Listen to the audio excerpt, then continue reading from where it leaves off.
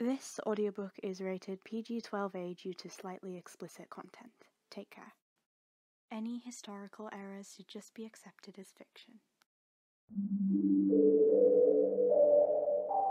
6th of December, 1070. Upon betrayal of last night's festivities, the Round Table had awoken. Crimson, Fleur, I've brought you here to discuss the events of last night's ball, Aaron began. Is this about... Crimson began. The man in black? Yes. Do you know who he was? She asked. I've been thinking about this all night and I've safely concluded that he is in fact Legion. His voice, his motive, it all adds up to him, Aaron explained. Oh no, not Legion! Fleur backed down. Who exactly is Legion? Crimson asked. Aaron sighed, looking down upon the suspenseful round. Legion is a man who makes a living off of crime. It's unimaginable the worth of how much he's stolen within the past 2 years of trying to track him down and execute him for good. But he always finds a way to escape. He is a sick man. He intimidates everyone in his path, and the way he treats women is well beyond me. It's been almost 6 months since his last appearance. I thought we'd lost him for good, but something must have called him back. He looked up, not knowing what to say next. You two get to your chambers and stay there until this whole mess is dealt with, Aaron said to Crimson and Fleur. I don't know what will happen. With that, they left, not without hesitation. Aaron remained at the round table, unsure of what to do next. Soon after, Centurion entered. Is this Legion I hear you speak of? He asked. Quite so, Aaron replied. Blue eyes, coarse black hair, that's him all right. You heard of him? Let's just say he was my brother. At first, Aaron was speechless. I don't believe it. It's been a few years since he left our family without word.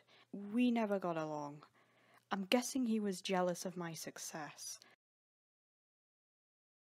I'm guessing word of my arrival is the root of his return. My, you do look alike, Aaron finally stated. There was a pause. Centurion leant against the wall in pity. What's to be done, my liege? He finally rose. Order everyone to remain in their chambers until this mess is over. Leave the rest to me. My lord, he's my brother. Let me handle it. It's me he wants. Based off last night's events, I know differently. Aaron stood up slowly. Centurion choked once he realized. Make sure she's safe. Leave the rest to me. Aye, my lord. Crimson listened out, her ear against her chamber door.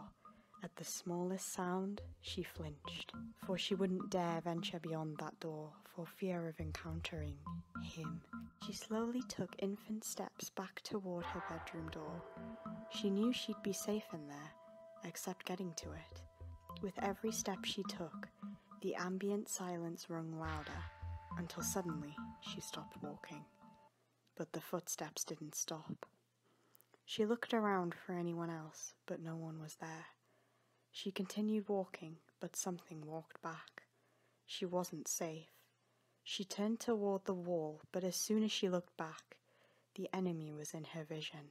We meet again, Crimmy, he said menacingly, his hands compressing her hips together. Could it be Legion? She said in fear, escaping his grasp. You heard of me? He asked, trying to stay close to her.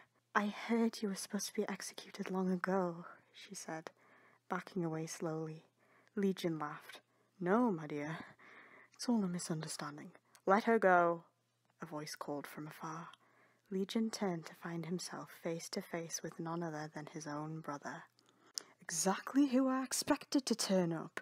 You can't tell me what to do. You're not the king. Legion winked at Crimson. I'm Sergeant Major, and you're supposedly unemployed. I have my authority, and my call of duty is to protect the Queen. Protect her? You make it sound like I'm going to hurt her. Legion scowled. Centurion paused. Crimson remained silent. No. You have much worse intentions than harming her. Centurion bowed his head. Listen, Legion, why are you here, and who gave you the right to enter? He drew his sword. Well, funny story, innit? A little birdie told me everyone in the land was invited to your little get-together. What better way than to finally meet this divine ruby? Legion turned to Crimson. Drop the act. Get your filthy hands off her. You're coming to the dungeon in consequence for trespassing and sexual assault. My, sexual assault? I wasn't expecting that outcome. Especially from my own brother. Walk, Legion. Centurion held out his sword, approaching his brother. You've gotten tougher. Legion paused, then leapt up in front of Centurion, holding a sword swiped off an adjacent decorative armor stand. Centurion's talent couldn't keep up with Legion's reckless slashing. You son of a bitch, Legion! Centurion called as he took on Legion sword to sword. Mother was always a bitch in your eyes. She liked me. Legion laughed. His sword struck across Centurion's face, almost piercing both eyes. Centurion dropped everything. Ooh, gotta fly! Exclaimed Legion before dropping the sword and leaping out a close window. Crimson, finally brave enough to breathe, looked around the room to see if all was truly over. What just happened? She asked quietly, expecting an answer. She got none. Centurion lay in a still silence. In an ambient bliss of candlelight, Centurion awoke in a blanketed atmosphere. How are you feeling? Crimson asked. She was sat upon a small square table lit by several candles placed around the dim room. Centurion noticed he now lay in a small red bed below the table. Where am I? He asked. A smaller room. I brought you here to clean your wounds and let you rest. How long's it been? About an hour. I believe it's safe to say that he has long left if he didn't break his legs from his jump. Crimson lit another candle. How are you feeling? My right eye is throbbing, but it's only a scratch. Centurion rose. Thank you for your aid. I wasn't expecting it. No, thank you. There was a sweet silence. Is Legion really your brother? Unfortunately, yes. Never have we got along.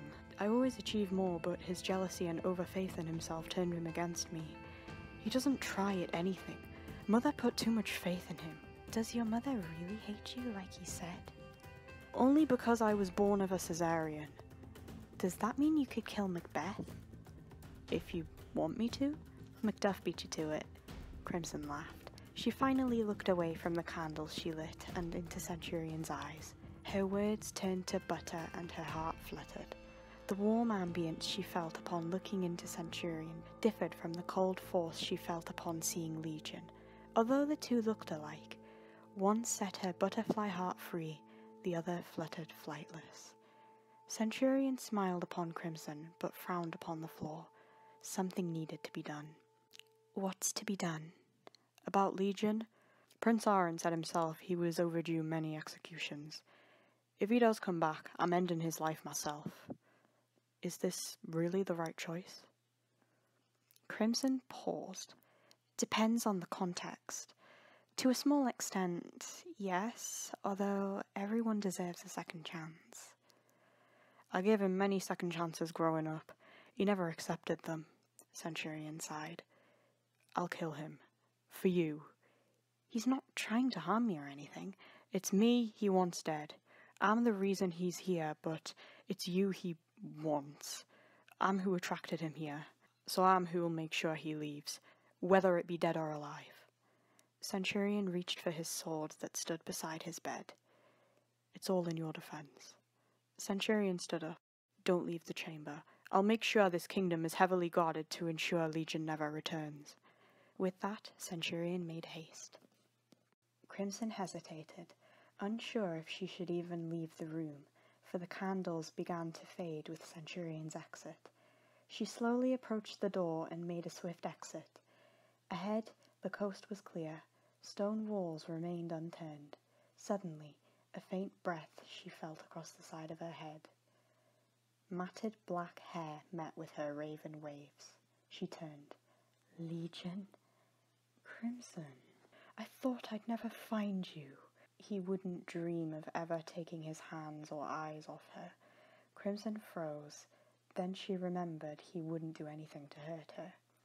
Legion, please. I only met you yesterday, she said with hope, pressing her hand against his chest, pushing herself away from him.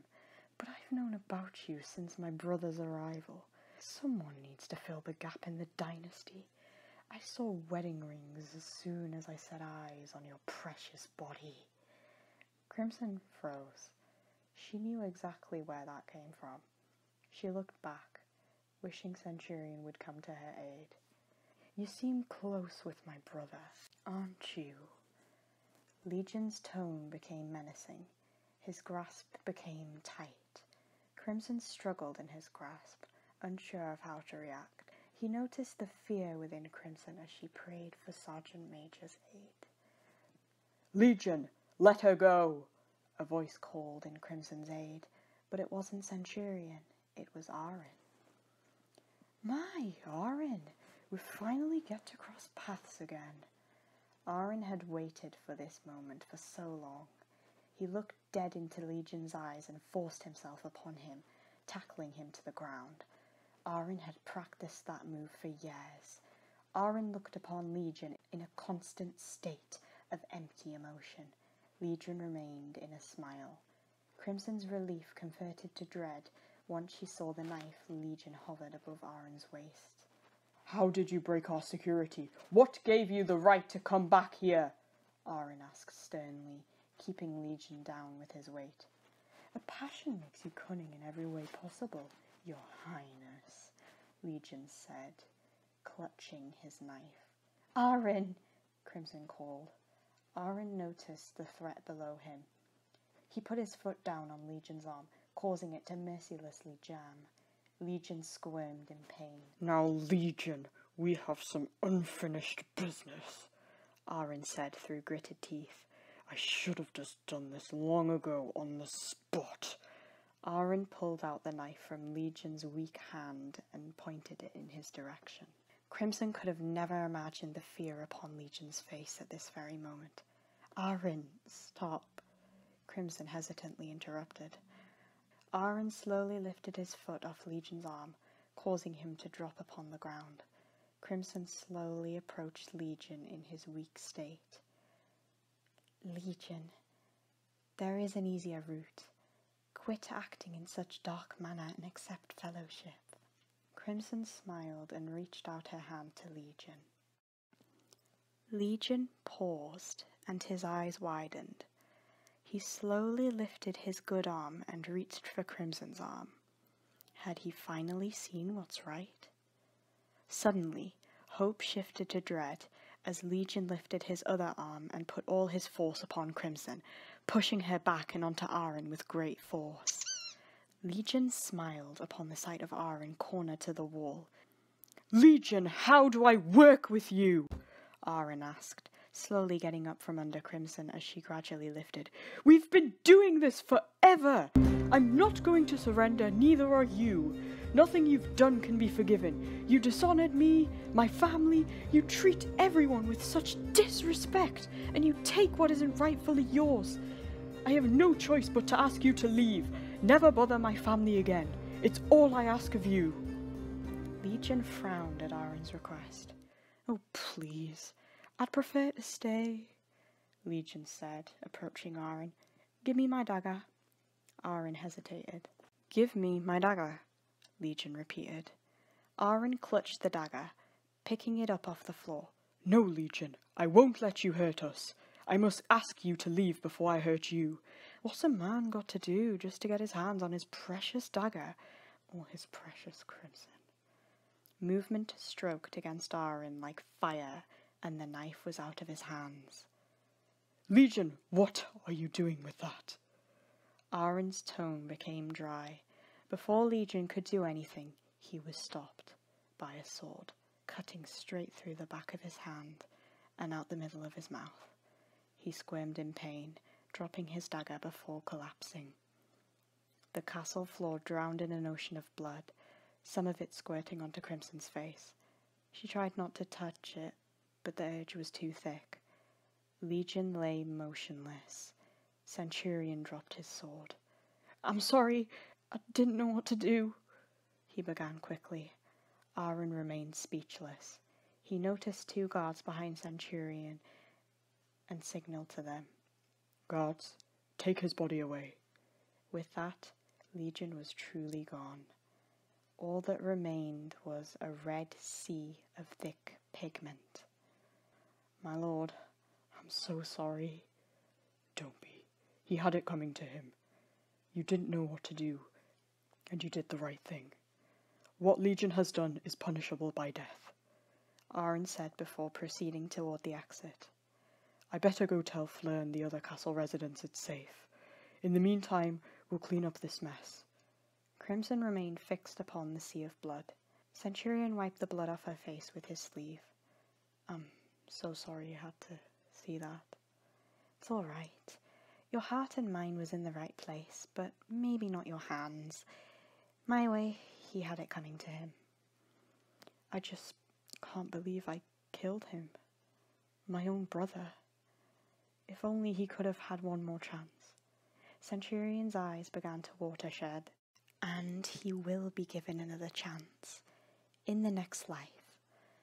Only this time, he will accept it." Crimson noticed how Centurion was crying, despite his attempts to hide it. "And you will be forgiven." She reached out her arms and pulled Centurion close. "Sometimes our motive doesn't define us. Those with malicious motives may have heavenly meaning, but those with heavenly motives may have malicious meaning deep inside."